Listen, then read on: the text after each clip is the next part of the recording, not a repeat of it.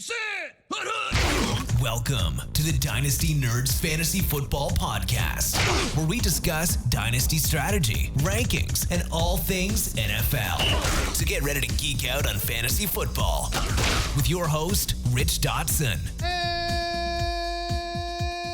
And welcome to the Dynasty Nerd Fantasy Football Podcast. I'm Rich Dotson. He's Matt O'Hara. Cyber 40. Hey. My bad. It's a good promo code for 40% off the nerd. Dude, Garret Price. branding genius over here. Marketing guru. Watch out. Coming out the gates with it. Coming in hot. Yeah. Cyber 40. Cyber 40. Bye. Do it now. Do it now. And Jared Wackerly's still here as well. Oh, hey. Thanks, Rich. Yeah, Cyber 40. If you missed yesterday's episode for any reason, we're running a 40% off Black Friday promo. It's going to give you 40% off. It's our largest discount we've ever given for access to Discord, the film room, the Dynasty Nerds app. I know there's people that wait for the best deal ever. This is it. Seriously, don't keep waiting because it will not get better. I'm promising you. Yeah. This is it. This is the deal you want to get. There was pushback on this deal from some people. Not me, because I'm a big giver, not a taker. But yeah, there was this is by far, we're like, you know what? And it wasn't me either. Everyone knows I'm an accountant. It wasn't me. I was driving. I didn't even say a word. I made it up. No, there was no pushback. Everyone was like, you know what? Let's go ahead and do the biggest. We just updated the film room. We have over 500 games in our all 22. We know everybody's clamoring to get in here very soon to the film room. Let's just go ahead and give it to them for a massive discount this one time. Get them in.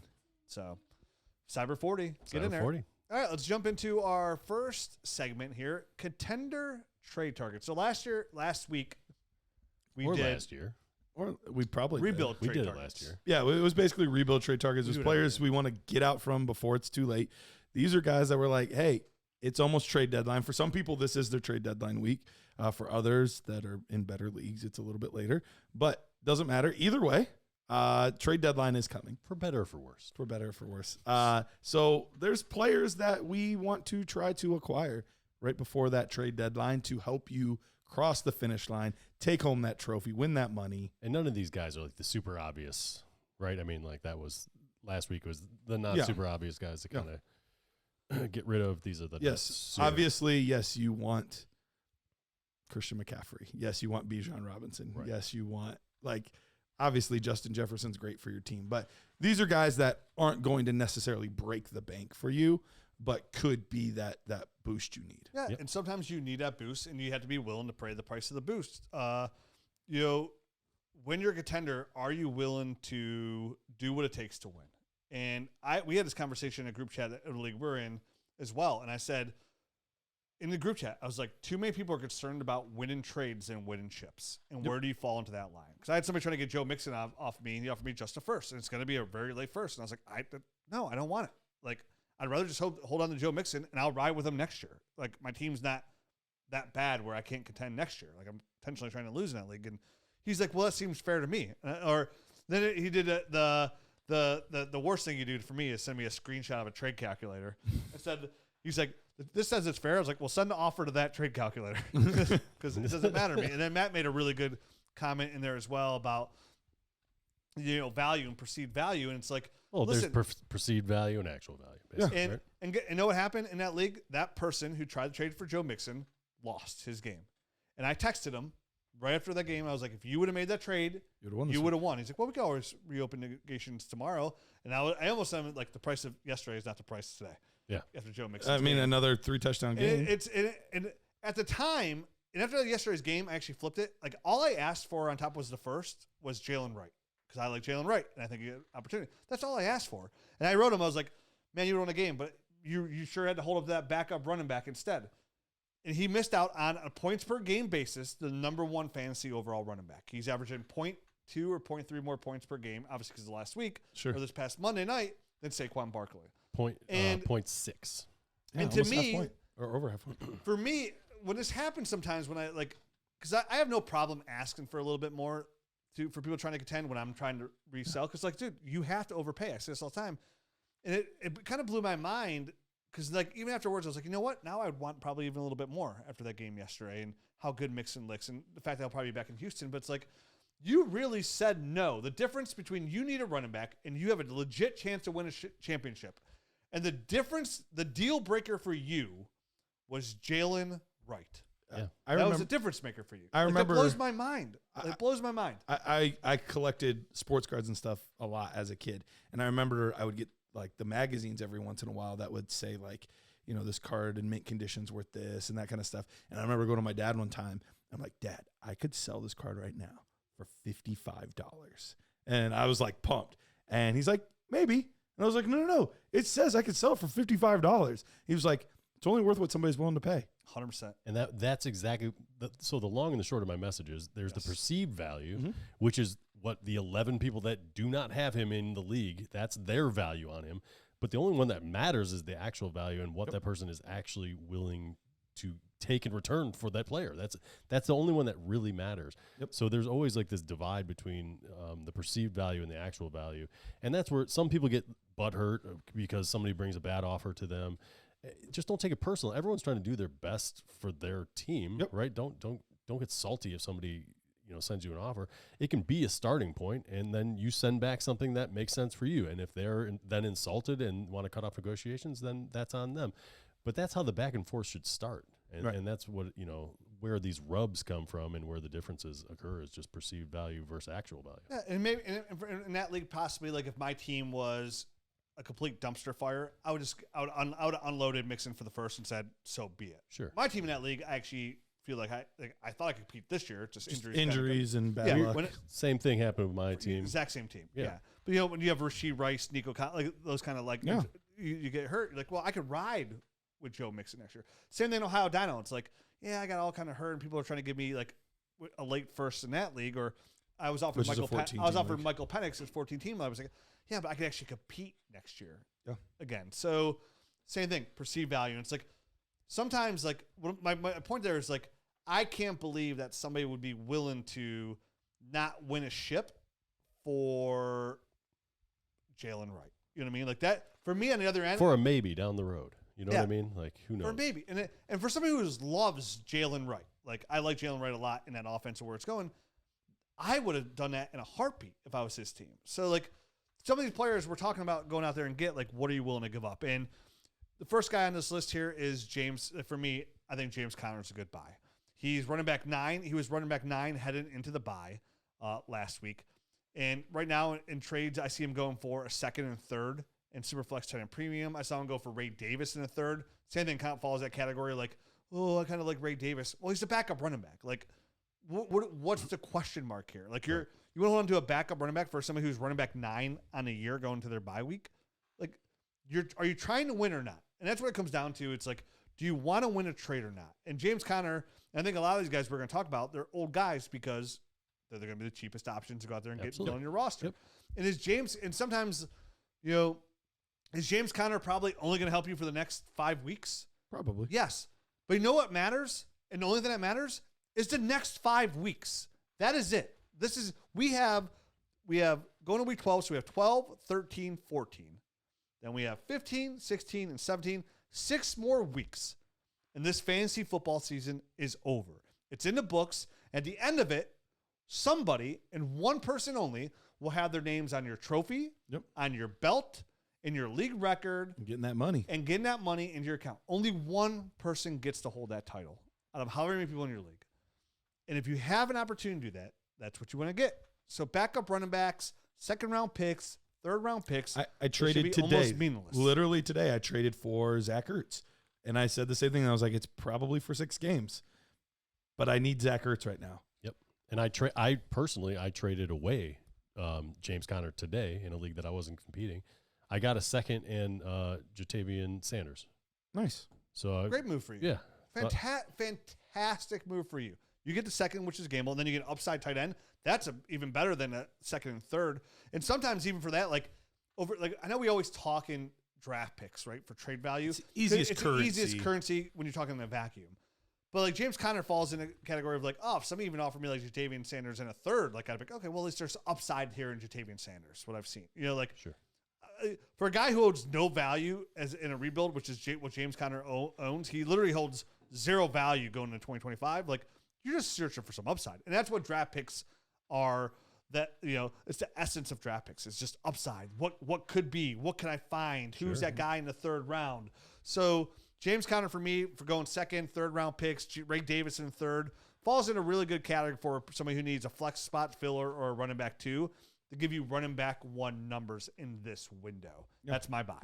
Yeah, I think it makes perfect sense. He's been so good all season. I mentioned the other show, I would love to have Trey Benson just in case, if I was able to, just because injuries with anybody. I mean, it can happen to anybody. So it's not just James Conner. But even Nat Garrett right now it's not something I'm even worried about. Like, again, if you're a contender, there should be one focus right now. Winning that champion. Like, what can I add to this roster to better my odds? Even I kind of mentioned last week, the small trades. Like, what moves are out there that I could better my roster? Even if I'm in first place. The reason I say him to make a better roster today. The reason I say him is because I don't think all backup running backs are created equal. If he was the starter because James Conner, something terrible happened, I think he's a running back 1 just like James Conner was. Other situations, I don't think that's the case. So that's why I say him. And I want Trey Benson too. I'm just saying that's not like a different. Of course, if you get Trey Benson, I love Trey Benson. I would definitely want to add him too. But like even right now, like I'm not looking for deal breakers, right? Like this is the point where like you overpay, like you're in overpay mode, right? You Absolutely. And what's again kind of goes what Matt said. What's perceived as overpay? Correct. If you put on Twitter like, oh, you overpaid, like okay, yeah, probably, but guess what? I'm trying to win a shipping. I'm gonna win a trophy. You know what I mean? Like you don't know. Yeah, it's 6 weeks from now. A lot of injuries can go down in 6 weeks. We were talking about an injury show. Like, it's been a pretty good 2 weeks. Yep, we're due. That means the hammer's coming. Like, we're due. That's an outlier for the most part. So, like, well, what we're gonna see is some guys need depth. cashing it in too. You know what I mean? Like, it's the end of the season. Some of these teams aren't going to be competing. Maybe they're 1 to 2 week injury is now just a season ender, or maybe they were holding out. Maybe they know they need surgery at the end of the year, and all of a sudden they're out of contention. You know what? I don't need to wait anymore. I can just have this surgery right now and miss the last 4 games of the season. Championships live forever. You'll make 100 more trades, and you'll lose trades, and you're going to win trades. I mean, Tyreek Hill might be one of those guys, right? He's holding off on a wrist injury. They lose another game or 2, and that season's over. He could be a guy that just cashes it in. Oh, dude, I'm so happy I traded Tyreek Hill for Breece Hall before the season started. Like, oh my gosh. I'm so happy I made that trade. I'm so happy I made a trade to get Malik. Again, what did I tell you when I made that one trade in the beginning of the year? When I traded away Tyreek Hill and Saquon Barkley in the beginning of the year in a future second for Malik Neighbors, Joe Mixon, and a first this year. And I told Matt when I sat down, I was like, man, I really don't think on a points per game basis it's gonna be that much. That Joe Mixon and Saquon won't be that much of a difference. But I see a massive difference between Malik Neighbors and Tyreek Hill. And Matt's like, oh yeah, we'll see. And right now, there's literally a 0.3 difference between like Saquon and Joe Mixon. 0.6, but good. 0.6. So 0.6 But difference. Mixon is in the lead. Yeah. The lead, 0.6 higher. And you're talking about running back 1 and running back 2. Yeah. So it's like, again, it's just about trying to better your team. Because that's where we're at right now. There's only a couple more. And I say there's 6 weeks left. There's only 3 more games until the playoffs start. And if you're a 1 seed, what do you want to do? You want to hold on to that 1 seed or 2 seed? Or try and get into that seed because you want that first round bye. You don't want to end up into a Taysom Hill game, buzzsaw. Like, you know what I mean? Like Taysom Hill, 43 points. Yeah, those buzzsaws happen all the time. Two you get the best years team ago, in the world, and you run to a buzzsaw like Taysom Hill or Ja'Marr Chase, 50-yard point game, and that's why you lose by 3 points because of one player. And you're like, no, of course this happens. I just missed out on the 1-2 seed. I had the most points in the league, and because I had 2 injuries because you didn't make a trade, so you had the depth, and you thought you were good because you were the 1 seed, and you were 9-1 at the time, and then you end up in the 3 seed thinking you're cool, and then you get buzzsawed. That happened to me in the Dynasty Nerds Invitational. Michael Liu wasn't even trying to win that year. Oh, I miss Michael. Shout out, Michael. Yeah, he's a great dude. I was awesome all season. Got a little scuffle towards the end, but I'm okay. I'm fine. Play against Michael Liu. He was trying to rebuild. He just happened to win too many games. Didn't even have a second quarterback in his super flex spot. You know who he had? Tyler Higbee. Oh. Tyler Higbee scored 3 touchdowns in that game, and I'm out. Like, you never know. That one game. Yep. That one game when Tyler Higbee did well. Oh, my gosh. You never. I had a good team in championship. Alvin Kamara Christmas game. You want those buys. Points, You want those buys. You want to make sure. You only have to win twice now, not 3 times. Yeah, it's so important. It's just some people get so comfortable in their position, right? Like their team's good. I'm gonna make the playoffs. No They're big 9-1. No big deal. Made the playoffs. That's not the case whatsoever. So, Garrett, who's your guy? I went with Cooper Kupp on this one. And I know people are going to be like, you're trading for a 31-year-old receiver. Like, the bottom could fall out any moment. And you know what? It absolutely could. That is absolutely true. He might not even be on this team next year. But what do I care about? I care about winning right now. And right now I'm looking at trades. I'm seeing Jake Ferguson in a second. I'm seeing a second and third. There's some that are slightly more expensive as well, like Jameis Winston and Kupp for Chris Olave. So there's some that are more expensive, but I'm looking in that, like, give a second and a third, get Cooper Kupp. Here's why. Over the course of this season, if we are going on a points per game basis, there are only 2 players averaging over 20 points per game. That's Ja'Marr Chase and Cooper Kupp. Only 2. Yep. That's it. And it's like, well, maybe that's a little bit fluky. Nope. In his past, in targets, he is also the number 2 player in targets per game. The only one that has more is Malik Neighbors. And even over the past 4 weeks, he's had 39 targets in the past 4 games. That's roughly 10 targets per game. So the volume is going to be there. The production has obviously been there if he's the number 2, one of the only 2 guys scoring over 20 points per game. And that's the thing. Like, somebody can offer you right now, like, he's a wide receiver 1. Okay. How valuable is that right now? Because on a points per game basis of the guys that are, like, still available and not hurt, we're looking at like 15 points, like, which is fine. It's not 20 though, but it's not making that difference. Yeah. Like, 5 points out of your wide receiver is a huge difference just in one spot. So that's the thing for me. I think Cooper Kupp is one of my favorite buys right now because everybody wants to get out from these receivers before the bottom falls out. I understand it. I get it. You can be stuck with Keenan Allen. You can be stuck with these guys. But people also want to sell too quickly at times, and that's how you get Mike Evans for 4 years when people thought he was too old. That's how you get all these players to finish at the end of their careers because everybody doesn't want to hold the bag. Yep. If you're a contender, it's worth holding the bag to get that extra year. And I'll tell you what, I'm in a league where it's the same league we were talking about earlier where things just didn't work out for either Rich or me this year. And I had 3 guys. I had Cortland Sutton, I had Terry McLaurin, and I had Cooper Kupp. And I know, and I got other players on. I mean, I got Pickens, I got Justin Jefferson. Yeah. I backed up with Xavier Leggett this year. So I have good wide receiver depth there. Sure. I'm like, I got to get rid of one of these old guys now while I'm down and kind of reset this thing because I'm getting light at the running back position. I know next year's a good one. So I end up getting rid of Kupp and Austin Eckler. I got a first and a second. Now the second is next year or 2026. Okay. But I got the first in 2027. Yeah. And by then, and by doing that, I know that his team's going to be 2 years older. He doesn't have a lot of draft picks between now and then to kind of reload his team. And 2027 is a monster Wide receiver year. Wide receiver year. Yep. And I was kind of way down the road on that one. Hey. And he was probably like, wow, I don't know why the hell this guy wants a 2027, but yeah, sure, I'll do that all day right now.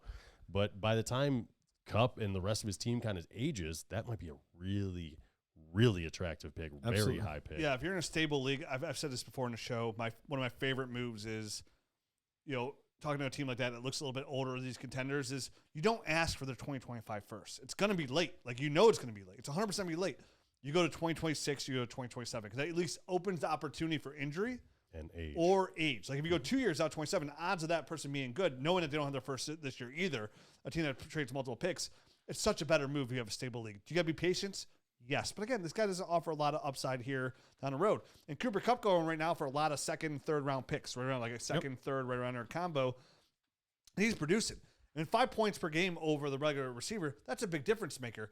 And that's why I always talk about the tight end position, because you're looking for the edges over your opponents. Because I say this, when you get to your playoffs, all those teams are good. This isn't redraft where it's like, oh, there's a lot of parity in the playoffs. In Dynasty, once you get into playoffs where like the middle's washed out and the bottom, everything is real clear, you realize how good these teams are at the top. Because sometimes even when you look at a record, you don't realize how good these teams are that they built because it's Dynasty. So you get with a team with A.J. Brown, Justin Jefferson, and Ja'Marr Chase, and you're like, how do I beat that? Yep. Right? Like, and how do I get an edge? And getting like a guy like Cooper Kupp is going to give you that edge. And right now, the Rams are crushing the passing game. They're throwing the football a ton right now. So much so that, again, thinking ahead here, if you think you're good, if you go back the last 3 weeks, that's when Puka Nacua came back. Puka Nacua and Cooper Kupp on the field over the last 3 weeks. You know what Kyron Williams is? Not 8, good. 9 points. Running back 25. I was gonna say I know he hasn't done a lot. He the hasn't past scored a few weeks. touchdown in a while. He hasn't, because they're throwing the ball 65% inside the 10-yard line. He's averaging 10.1 points per game right now. They are throwing the football a ton. Puka's going to eat. Cooper Kupp is going to eat. And to your point, though, I think Cooper is going to be good for multiple years, which is also why I wanted to get a pick down the road a little bit. So Just in by case. by then he's maybe aged and slowed down a bit, and that More like 33 instead of 31. exactly. and- So that pick will be a little bit better. So that was kind of the point of me telling that whole story. I kind of poo pooed it And I'm and back. missed it. Yeah. And, So I and just listen, wanted to- and I wanted to sometimes, too, circle that's that the around. difference when, like, oh, I'll give a second. Sometimes if you got to first, like 2 years down the road, some like, whatever. You know, that's so much easier to get. It's forever away. And where the second's so much closer, it's maybe a little bit more hesitant to give up something like that, where it's like a first 2, like, I can get that back, which is true, too. You get it back, but you can't get, it's harder to get yours Your back. back. Yeah, Yeah. exactly. Yep. All right, and Matt, so who is your guy? All right, so my last guy here is, we're kind of scraping the bottom of the barrel a bit here, but I'm going to go with Jonnu Smith. He's been good lately. I know, right? He's Ever since Tua came back, he is being targeted a ton. He's tight end 8 on the year, and obviously since their bye week in week 6, he's been tight end 4. Thank you. Sorry, I can't even read my notes. And obviously, you know, this is one of those things where he's a 29-year-old guy. We know what Jonnu Smith is, right? He kind of at times he produces kind of in waves, and right now is one of those waves. So the good thing about him, the age and the fact that he's kind of been up and down, it's not going to cost much to get him, right? I mean, we're looking at all the trade browser information, and there's a bunch of Jonnu Smiths for a third. There's Jonnu Smith for Derek Carr. there's Andres Josevic for Jonnu Smith straight up, and Austin Eckler for Jonnu Smith. So that one is kind of a head scratcher, because who's the contender here? Right. In this, maybe they both are, and they just need a little positional swap. I don't know, but you know, Jonnu Smith for 2 fourth-round drafts, you're not giving up much of anything. And you know, Jonnu Smith's not likely going to be the guy that you're rolling with week in and week out, but he is a very good depth piece to have as an insurance policy. And obviously, you know, you're hoping that he's going to hit one of these big 20-point games, you know, that he hit week 7, 22 points, week 28, or week 11, he hit 28 points. And like you said, the targets have been there, and that's really 7 targets, 6 targets, 6 targets, 4 targets, and then 8 targets the past 5 weeks since when the you bye. posted, I kind of looked at when Fantasy Points data suite, and that's why I said since Tua came back, he's just seeing like 30% at times, like target shares since he came back there. Tyreek's hurt, and I think they're looking for things. Waddle's you know what I been meh. mean? Yeah, very meh. Yeah. Yeah. So this passing game has kind of tilted a little bit to something that we haven't seen much out of Mike McDaniel. Thank you. I was about to say McDonald. Mike McDaniel, Which is also a coach. Which is also a coach, which screws me up. We haven't seen him use the tight end much here in Miami. They got Jonnu Smith in this year. He's finally kind of gotten acclimated with Tua, and I feel like they're kind of rolling a bit. Jared, any thoughts on all these guys? We've got James Conner, Cooper Kupp, and then Jonnu Smith. All guys that you would be willing to target. Any that you lean toward? I like the Cooper Kupp buy probably the most for a playoff run. Definitely the best player of all the players mentioned. Yeah, For no, sure. that sounds like you caught me in. Who wouldn't want Cooper Kupp on their team right now for sure? And the price is it's probably the most expensive of the 3 as well. But for what you have to pay, it's so worth it. And we said second, thirds. He's worth a first. Like he's bought produced at him- such a high level. He's worth a first. Matt, I bought him from you last year for my playoff run. And You it's sure still did. paying off. Yeah, absolutely. Right. And that's it, to Garrett's point. Like he's probably going to still be good the next couple of years. Yep. At least a year.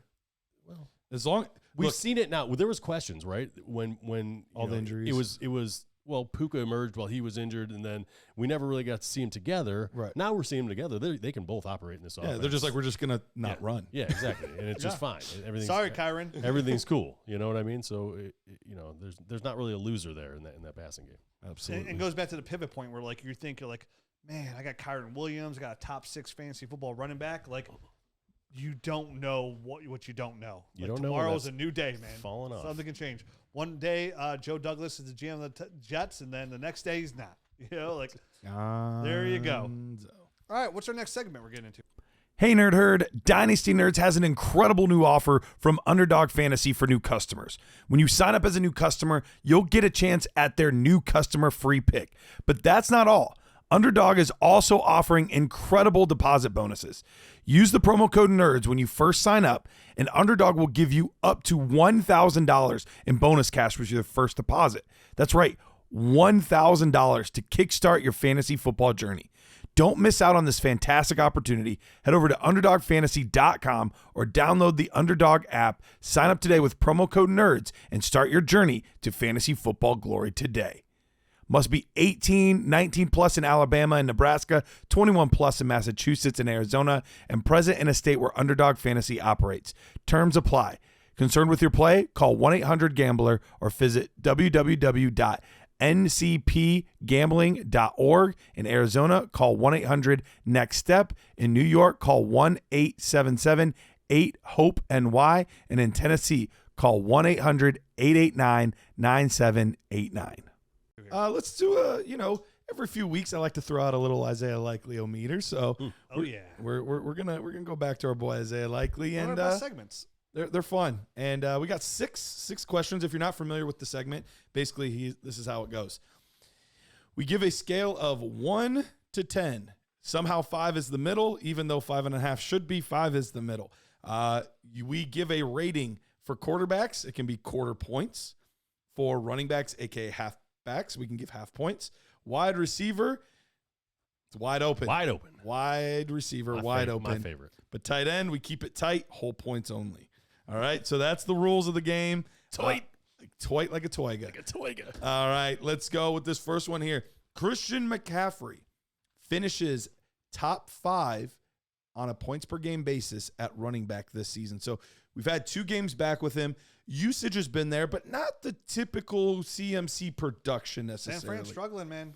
They don't look great right now. He's at 15.7 points per game right now. Yes, he is. You typically expect him closer to that 20 plus. 25 cheat code. Yeah. 26. So do we think with how this team will finish this year, can Christian McCaffrey get to that top 5 points per game type running back? Jared, you playing or are you not playing?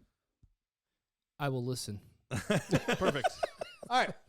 Fly on the wall. So I am going to go, and I'm really doing this on a Christian McCaffrey goated name only. Okay. I'm giving him 6.5 because Matt mentioned, and this is because of the player himself. I'm going to give him the benefit of the doubt. I wanted to go lower, but like if it was anybody but Christian McCaffrey, sure, I would go lower because Matt mentioned over the last 2 weeks he's averaging 15.7 points per game.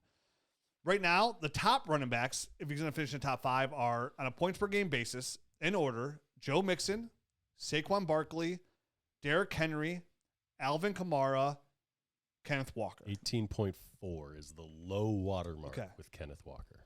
Now, all those other guys are 20. Those are the top 5. Now, there's 2 other guys. Hold on, there's more than 2 other. So those are top 5. Those aren't even the people you have to overcome. These are all the players ahead of them that are averaging more points per game. Bijan, Gibbs, Achane, Kyron, but I mentioned the Kyron stat, so he's going to go down. Cooks, Breece Hall, David Montgomery, Chuba Hubbard, Isaiah Pacheco. And he's tied with J.K. Dobbins, and he's barely ahead of Josh Jacobs. So who's been coming on? In this past week, listen, right? Christian McCaffrey played 94% of the snaps. Number 1 amongst all running backs. The usage is there. The number 1 usage amongst all running backs, only scored 14.6 points, was running back 14 on the week. And mind you, the player that I think has a better odds that's on the top 5 is our boy, Devon Achane, who's averaged 20-plus points in 5 of the 6 games that he's played with Tua.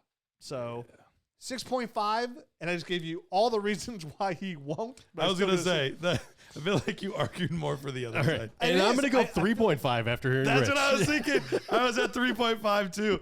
Look, he's Christian McCaffrey, but the Achilles tendonitis is going to have the same explosiveness. And then the team just does not look like the same squad that we've seen. Now, we've seen them go through lulls before. Maybe they come up out of it, but this division's no joke. This is a season. And by the way, Brock Purdy, sore right shoulder after this last Not great, game. Bob. Yeah, forgot to mention that because it popped up after the injury show. Sore throwing shoulder. Welcome to my life. Ouch. Non-throwing shoulder. Just loosening up my arm. Ouch. Come on, Ouch. Cam Newton. If he was to go Great down, correction. then everyone's keying on Christian McCaffrey, And that's not good. and that's no good for anybody. And with the emergence of Juwan Jennings looking like a true wide receiver one, more options in the game. Absolutely. Absolutely. And George Kittle wasn't there this week either. He sure George Kittle will be back. You're right. So 3.5 for you. I gave it 6.5 just because Just he because can it's catch Christian a ton McCaffrey. of footballs. Yeah, it's obviously it's the passing game there. So Yeah. Yep. All right, so this one's a little more open-ended than I typically like to leave them. Typically, I have like a number or a mark to hit, but this one's a little more open. Christian McCaffrey is the Colts quarterback of the it's future. Anthony Richardson. It's Oh, what did I just say? Christian McCaffrey. I give that a 0, son. We can't even get zeros, We but I'm can't going to give it a 0. We can't.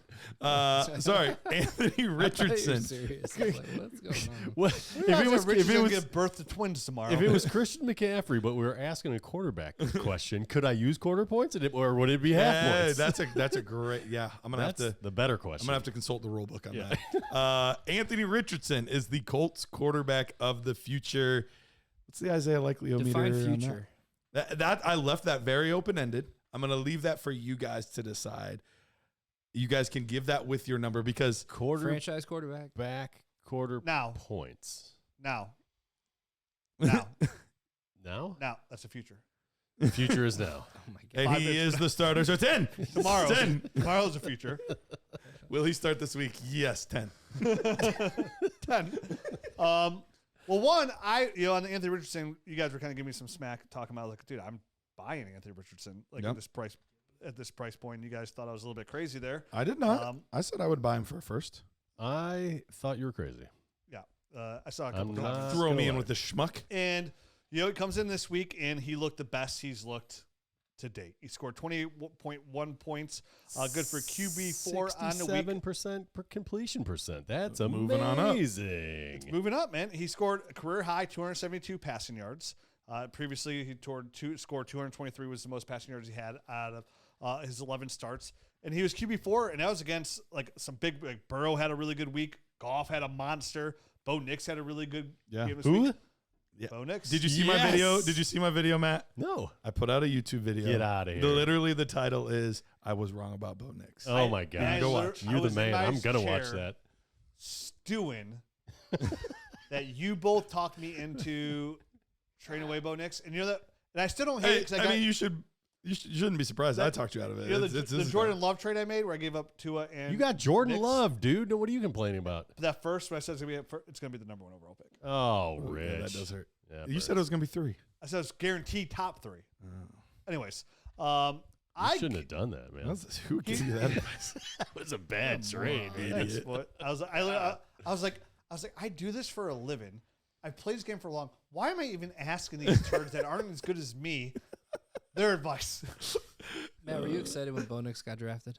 I think you were there. I think you heard it in my voice. I was excited. Pretty sure his exact words. Suck it. I'm pretty sure those were exact words. Those might have been my I just heard words. him So upstairs. back to Anthony Richardson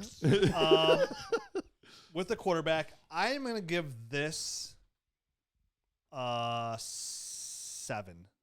Okay, so you're fairly confident that he's their guy. Because the future for me, I'm looking at it in like a couple year window here. Okay. And he's only got it kind of almost being redundant. Same reason I said last week why I'm buying him. Like he's only 22 years old. Yep. He is a quarterback that came in this league that he needed a lot of reps and he had a lot of growing to do for him to be a possible quarterback. But the tools were there for him.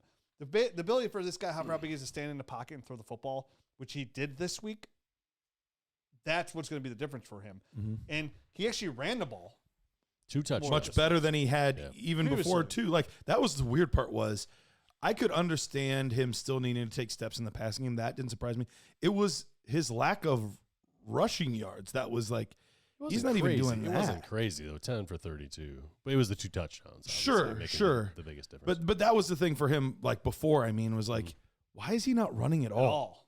Like it's weird. And for him, like I think sometimes like confidence, momentum, and what he can do is run the football. Is like you need some of that just to build that momentum. Get the first down, get the touchdown, and deflate the defense a little bit. Keep them on their heels, right? Yep. Like don't let them know what's coming. And that's what Anthony Richardson can bring. So I'm gonna get a 7 because I think he has the draft capital into it. Like I think they're gonna ride us out to the 5th year option, which should be like 2 more years essentially. Sure. To see what they have. And I still believe that Anthony Richardson has a chance to turn into a solid quarterback or a viable, at least fantasy football quarterback. I mean, I like all everything you're saying there, Rich. I'm going to go 2.25. Oh, wow. You are really low on this. I just don't listen. We're talking about a game that they played against the Jets. The Jets defense isn't bad. The Jets they're a freaking disaster. Half They that are. team is checked out. Give me they just fired their general manager today. After the game. Not After before. the game. After the owner made him trade for Aaron Rodgers. This What a burn that This is. whole thing is a disaster. They're playing Detroit this week. Ask me this again next week, and I bet you Rich's 7 is going to be closer to about a 4. Because Detroit is going to dismantle them this week. You're talking about the number 1 team in the NFL. Yeah, exactly. They're Well, going to what if- totally dismantle him. what if He's going to he's- look. But they What if normally play in their division. They play the Texans, who's a good defense, but you got Jacksonville and What if Anthony Richardson looks okay? Like not great, but he looks okay. If he looks okay, my number would shoot way up. Okay. This is a big benchmark for me because he looked better, but it's against the Jets. You have to and that's fair. for me, I'm discounting that. I mean, Okay. it's not as good as it looks. I get you. I understand the checking out thing, but like numerically, they've actually been a very solid, like not elite, but they've been a very solid defense. It's not like it was the Carolina Panthers or the Jacksonville Jaguars he played. So Browns. at this point, I mean, is there a difference between the Browns and the Jets right now? Yeah, the Browns are way worse. They have a You got way more guys- expensive you got quarterback. guys jogging in the secondary. They have a way more expensive quarterback that they also can't play.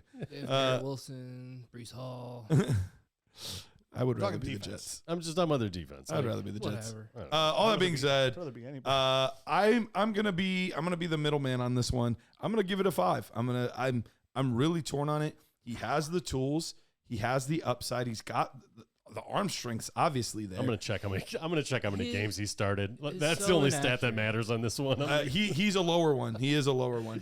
I want to say it was like 17 games or something like that. Do you think they'll ever be able to win playoff games with Anthony Richardson? I think it's entirely possible. It's all dependent on his development. Like, is this somebody that can develop, or is this somebody that this is all they are? Because if this is all they are, no. Like, I don't think as he currently stands, they can. Can he develop the way that they were hoping? That's the question mark. Yep. You And said I don't know, 5. and that's why I said 5, because Right in the I middle. am completely up in the air on it. Like, could it happen? I think it's entirely possible. Do I think it's likely? Not necessarily. So I don't know. Let's move to our next one. Lad McConkey. Oh, go ahead, Jared. I'll pick my winner. Oh, okay. Which winner? What are you picking? I'm gonna pick. Who had the I'm gonna best pick Isaiah Matt. Likely I'm meeting? gonna go with Matt. I lean more Matt Yes. than Rich. All right. What about on Christian McCaffrey? Rich's face. He's so upset. the little facial expression. He's got that Trump like. I don't need your smirk off. support. I don't need your support. Support myself enough. All right, Lad McConkey. Lad McConkey is a top 18 wide receiver in 2025. Rich, I know you're very, very high on this player. 10. Wow. Okay. There is a 0% chance that this 0% guy chance. does not, Without a doubt in my mind, he's a top 18. excluding injury, obviously. Yeah, I'll say if he's healthy, not doubt in my mind. Over the last 5 weeks, he's wide receiver 8 overall. Again, all the data of his separation scores, obviously, like we support fantasy data points. The best website. Fantasy points, sweet. Fantasy Points Suite, sorry. Best website out there when it comes to data, Mhm. hands down. Kudos to everybody that created that, Scott Barrett, all those guys are fantastic. And Lad McConkey gets open all the time. And it's also the fact that he's paired with Justin Herbert. Justin Herbert, to me, is not a good quarterback. He's an elite NFL quarterback.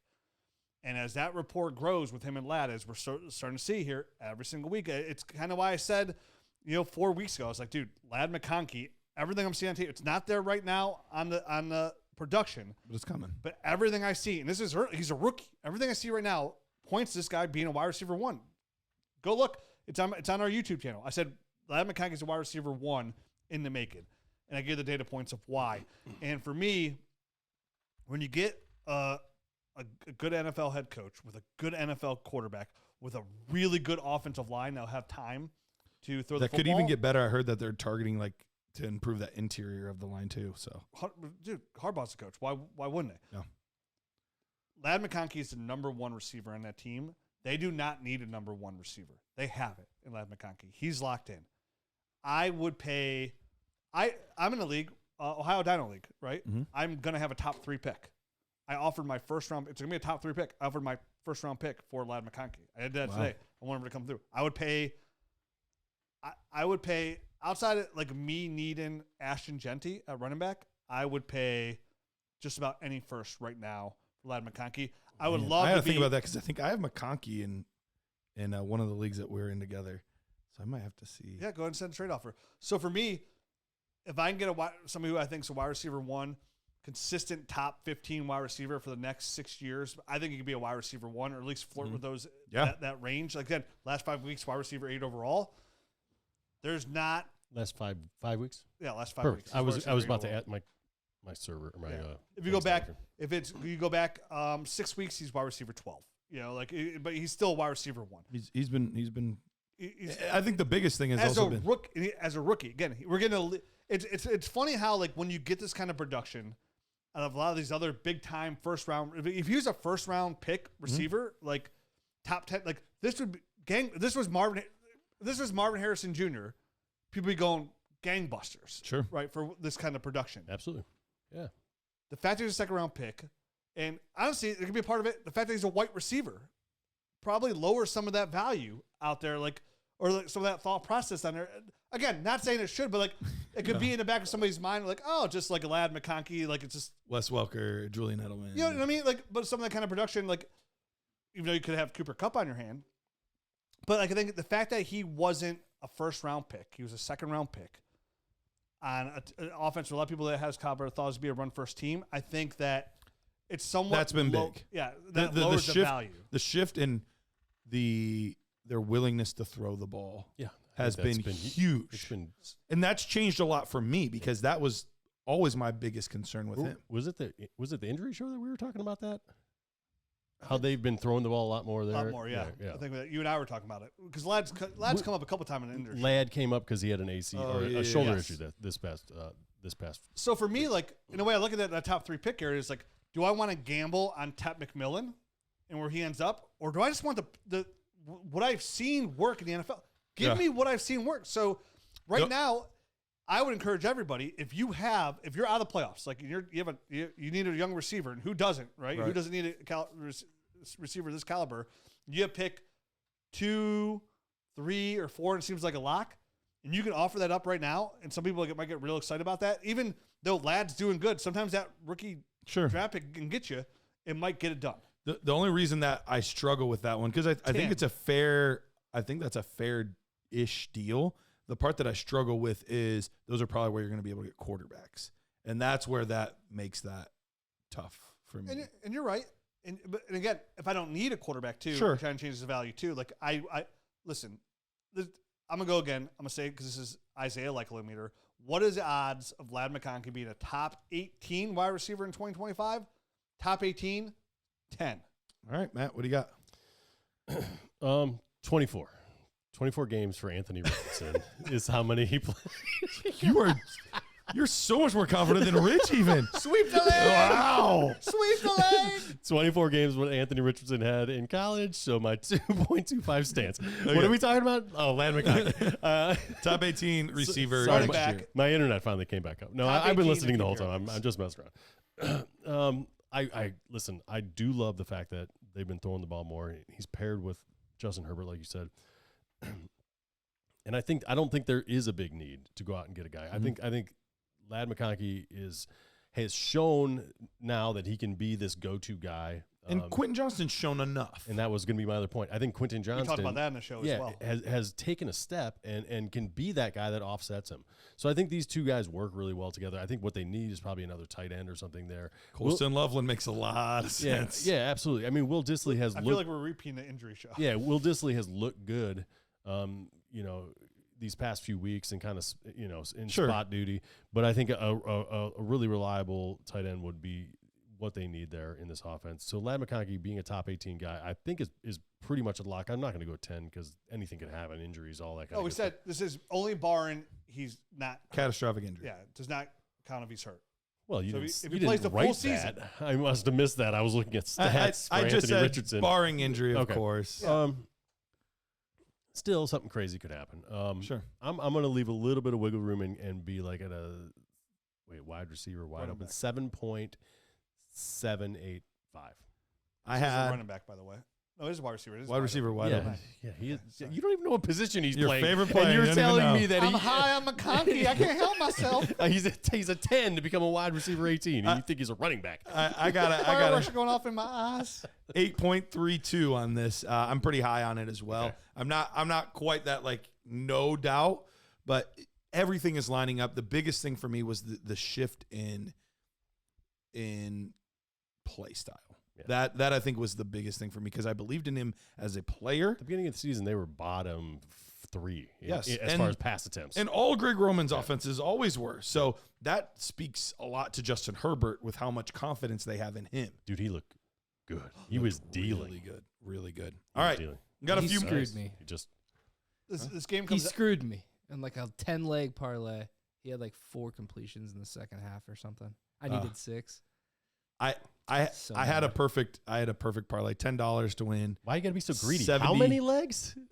I hit all of them at halftime. Why you gotta be except so? for pass completions for Herbert? I was like, I got this. I did the same thing. The only difference was $10 to win 700. Dude, at one point the announcers were like, this is his longest streak of incompletions in his career. And I was like, oh my God. It was. It was 8. Yeah. I was like, a couple drop balls. I was losing my Son of mind.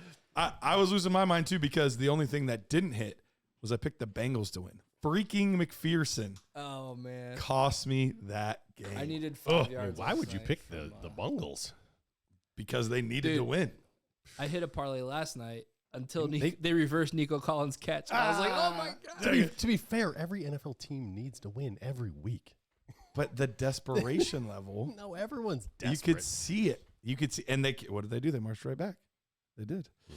And then freaking kicker. Anyway, all right.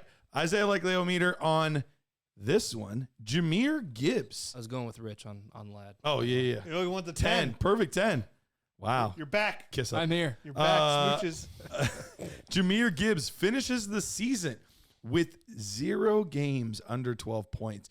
And I wanted to put this one on here just to highlight, that's really difficult to do. He does not have a single game under 12 points all season. The consistency level on a team where he shares touches and doesn't get nearly the goal line touches that other running backs get, the consistency level that he's been able to put up has been absolutely absurd. He's only had either okay to good games or great. And there's been no bad games. Nothing else. Yeah. And the odd thing is these past 4 weeks, 1 target, 2 targets, 3 targets, and then 1 target. So his targets haven't really even been there, but this past week, 1 catch, 54 yards. You know what I mean? He's been stupid good. He's making So it work. electric. Yeah. Dude, the Lions to me are the best team in NFL. They look like it. Yeah. So unbelievably good. I love watching them play offensive football. How much was Doug Peterson just hating life during this game, dude? And they were not relenting at No, all. not even a Jared little Goff's bit. still slinging it. We've got it's 40-3 or whatever it is, and he's just still slinging it. Doug Peterson's got to be like, what did I do to this guy? Oh my gosh! Dude, Goff was like Oprah out there. You get a touchdown. You get a touchdown. You get. And a the crazy touchdown. part was the first 3 touchdowns of the game were all rushing ones too. It wasn't even him, and then he's like, "Oh yeah, now I'll throw for 4 more." Yeah. It was absurd. But I give it if he plays the whole game because and obviously the season's over week 18 because sometimes they'll play somebody a quarter Sure, and then just for they're going to clinch a first-round bye. Okay, for sure. So assuming he plays at least 3/4 of every game. Yeah, I would give this a 7.5. Okay. This team's just, it's rolling. He's so electric. So good. Instead, if they even uptick him in the passing game whatsoever, like he's almost a lock for that point. So he's just one of those players that's so consistent. He may not be out there giving you Saquon, mixing like that, but he's scoring. He's winning you games week in, week out. He brings consistency to the table, and that's what you're really looking for. Mr. Consistency, Jahmyr Gibbs, gets a solid 7.5 from Rich Dotson. The only game I'm staring at right now that who knows what could happen week 16 at Chicago if it's bad weather. Sure. That could slow him down. Because other than that, he's at Indy indoor. They're at home. Then it's at Chicago. Then they're at San Francisco. And that's, and then Minnesota's week 18. So those are all either indoor or pretty nice weather scenarios. Chicago's the only one that might be a bit of an issue from a weather standpoint. So I'm going to give it like 8.5. That was the number I had as well. I feel really, really confident. They just use him so well. Like they balance both of those running backs so well. He just finds a way to make big plays fairly consistently. And it's weird that I trust a home run hitter like that, because usually those are the least trustworthy guys. You're going to get the 30-point game, but you're also going to get 4-point game and things like that. But he's just going to consistently do well. So I feel pretty good. He's got passing game work. I know it hasn't been there the last 4 games. Because they've been winning by so much. Exactly. Like there's no need for it. So if they ever do get down for some stupid reason, he's going to be heavily involved. So it's pretty nuts. We've got 2 more left. Let's get to this one here. Khalil Shakir is the wide receiver 1 in the Bills offense in 2025. The reason I put this one on here is for being a big Khalil Shakir guy. I loved him as a rookie. I have him on a lot of teams, and he's really been paying off. But now was the point where I was starting to sell because I was getting, high-end second-round picks and things like that back for him, feeling pretty good, or other players that I like in the third or things like that. And I'm now starting to question, actually, are they good? Are they good? Are they just going to let him and it's going to be him and Coleman? And will he be out of the slot, kind of their main squeeze here? So what's the likelihood that in 2025 that he's the number 1 option in the receiving core? I give this a 7.23. Okay. Because it's wide open. Here's why. It's a Super Bowl caliber team, and they just invested pick 33 in a receiver. Yeah. Right? So it doesn't make sense to go invest a first-round receiver when you just took a first-round tight end and you have Khalil Shakir. Khalil Shakir is 24 years old. He's wide receiver 19 on the year. He is the wide receiver 1 in this offense for sure. He has 22 more receptions than the next closest player with 56, and the next closest is 34, Dalton Katie. He has 182 more yards with 599 than the next receiver. He's 21st in the NFL overall in receiving yards. Next closest on the team is Keon Coleman with 417. He has 30 more targets than Coleman, and he has 7 more targets than Dalton Kincaid. They have their slot receiver in this offense, and it works. Now, the question is he the number 1 receiver in this offense? I don't know for sure. I certainly think Coleman touchdowns potentially? I think he's the number 1 fantasy receiver in this offense. So. Is that what you're asking? Yes, I'm asking for fantasy so he's football. the wide receiver 1, Yep. and that's where I lean that 7.23 because I do think he is even going next year. Can Coleman eventually overtake him potentially? Yeah, but even I think he'd be another year removed even our next year. So I think next year, Khalil Shakir, if I had Shakir, I wouldn't sell him for a second. And I'm kind of at that point where it's weird because I've been one of the biggest supporters and truthers. But to be fair, of his. To be also be fair, I took him in the 3rd and 4th 4 round. weeks ago, I would 100% sold Shakir for. Yeah. But with you now to have trepidation, I'm like, I look back at those and I'm like, because sometimes I do that, go into Sleeper and just filter trades. Yeah. And go look at all my trades I made. I'm like, that was a good one. I'm like, I really wish I had that one back. Yeah. First overall pick, next, and but things on those lines. So I think Shakir. I think there's Yeah, 7.23. I give it.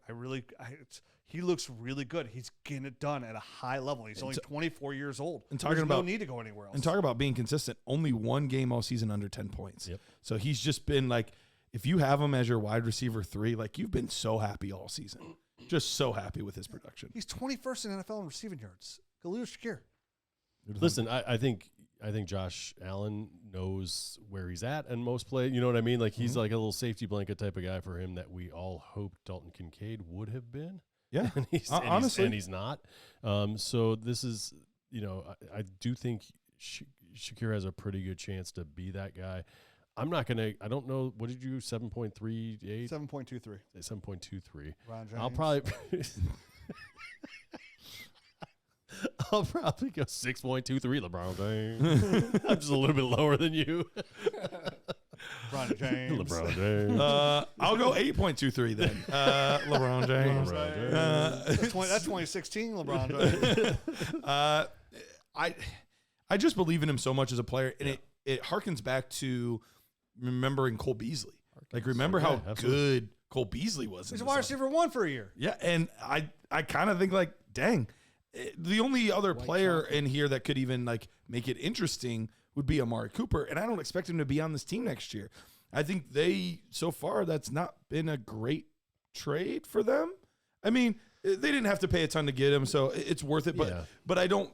He hasn't had the impact that some other players. They're going to complicate offense. He's still going to acclimate himself. We'll see what the playoff run. Yeah, sure. He's a playoff run addition. But I don't expect him back on this team next year. Had a nice catch. Maybe good.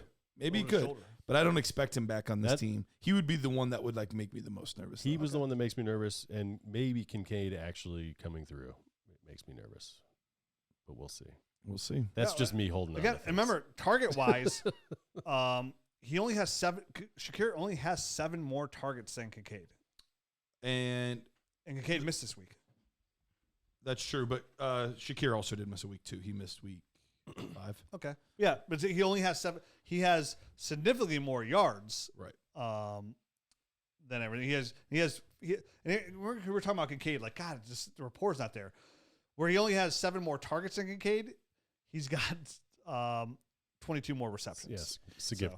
It's been lately, specifically with Khalil Shakir though, because over the past 5 weeks, since week 7. He's been averaging 9 targets per game during that stretch. So it's really been these past 5 weeks, 7 targets, 10, 9, 9, 12. So not too shabby. LeBron James. All right, last one, and then we're getting out of here. Let's talk about Mr. Drake Maye. Mr. Drake Maye. Confidence level here on the Isaiah Likely-O-meter. What are the odds that Drake Maye is a top 12 quarterback in 2025? It's 40. 40. Cyber 40. I'm just kidding. I was like, wait, are we going back to starts? Because I thought Jared said it was 30. It is 30. Dang it. Wait, what did I say? No, I'm just messing around. The starts. The starts. Top 12. Where is he at? When did he take over? Can't remember. Like week 5? 5 or 6 or something like that. I give that now. I'm going to say this. I give that now. I love Drake Maye. I think he's a top 12 dynasty quarterback. He looks fantastic. He's looked so good behind that doo-doo line. They got no weapons, man. If I give this a 6.2.5 for 2025, that's a big hill to overclimb to get in that top 12. There's some really good quarterbacks. I don't think he has a team around him yet to get there, but I think he's a couple years away from consistently being a top 8. He's got guys like quarterback. Bo Nix he's got to try to jump over. No freaking way. Yeah, come on, buddy. I was wrong. I admitted it, okay? But for next, I think he's got a bright future as well. So I'm with you on that, Rich. Quarterbacks, 4.25. Okay. That Russian upside. Yeah, is always going to never know. Tickle it. Yep. I'm gonna give it a 5.75. I do think it's more likely than not. Typically, over the entire course of a year, roughly 17.5 points is kind of right where that cutoff is for an entire year. Right now, since he's been starting, he's been averaging 17.2. So he's kind of right in that range. And you have some weird ones that are in there too, like, Marcus Mariota on points per game is ahead of him, but he's played one game and got 19 points. Yeah. Like, you get some weird ones in the points per game. So that's usually right around that range. So I think he's going to continue that. I think they're going to add something. They have to add something in this passing game to help him. So I think it's more likely than not to happen, but it's still a young quarterback in an unfriendly situation. So I don't feel great about it. I think they're going to sign somebody in free agency and draft somebody.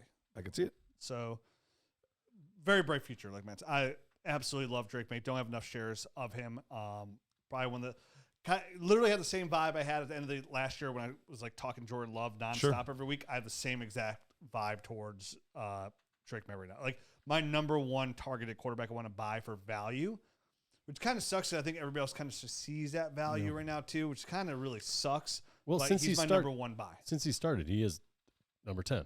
You know what I mean? As far as overall in those weeks. So. I told you guys for sure. I have an offer from Tyler Gunther in the UDPL league. He's offered me Drake May for Pat Mahomes straight up. I told him we're close, but like, and my team's Mahomes has just proven it so much longer. What's he averaging on the ground right now, Drake May? Like 25 yards? I think it's a little higher. I think it's closer to like 30, 35 yards per game. He's been really good on the ground overall. Yeah. 38, 18, 46, 95, 24, 27. So that 95's pulling him up a bit, but no. All right. Remember, Cyber 40 gets you 40% off. This is going to run until Cyber Monday. Take advantage of it. It's the best deal we will ever run. Join the Nerd Herd now. It's never too late. Let's win championships together. High fives together. Hugs together. Smoochy boochies. See you next week. Adios.